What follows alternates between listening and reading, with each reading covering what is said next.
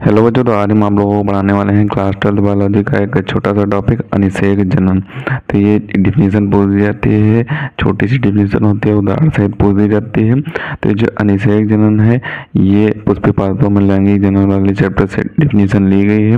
और इसी तरीके के इसमें 4-5 डिफिनीशन और होती हैं, जैसे अनिषेक जनन, अनिषेक फलन, असंग जनन, अपयुग्मन, बहुभ्रूणता।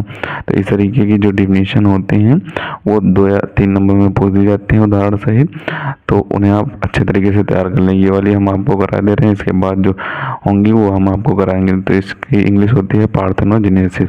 तो इसमें क्या दिया हुआ है उसे देख लेते हैं। तो इसमें दिया हुआ है कि जब अंड कोशिका बिना निषेचन के ही अगुणित भ्रूण में विकसित हो जाती है तो यह क्रिया अनिषेक जनन कहलाती है। यानी कि जो अंड कोशिका होती है उसमें जो निषेचन होता है, निषेचन की क्रिया हुए बगैर ही जब वो अगुणित यानी कि 1n, अगुणित को 1n से दर्शाया जाता है, 1n वाले भ्रूण में विकसित हो जाती है, तो उस प्रक्रिया, ये जो प्रक्रिया होती है विकसित भ्रूण विकसित होने की, तो ये प्रक्रिया अनिषेक जनन कहलाती है।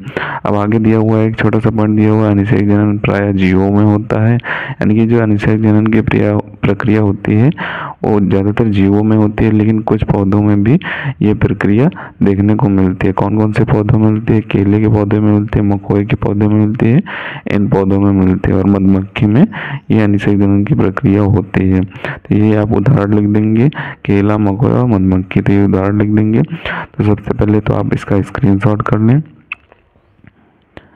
और इसे आपको अच्छे तरीके से तैयार कर लेना है। और इससे जो मिलती है जो डिफिनीशन है अनिषेक फलन, असंग जनन, अपयुग्मन, बहुभ्रूणता, तो वो हम आपको कराते रहेंगे। तो इसके लिए आप हमारे चैनल को सब्सक्राइब कर लें। तो मिलते हैं किसी नए वीडियो में नए टॉपिक के साथ, तब तक के लिए धन्यवाद। और अगर अभी तक आपने हमारे चैनल को सब्सक्राइब नहीं किया है तो ज़रूर सब्सक्राइब कर लें, क्योंकि हम इसी तरीके से क्लास 12 से रिलेटेड इंपॉर्टेंट टॉपिक पर वीडियो डालते रहते हैं।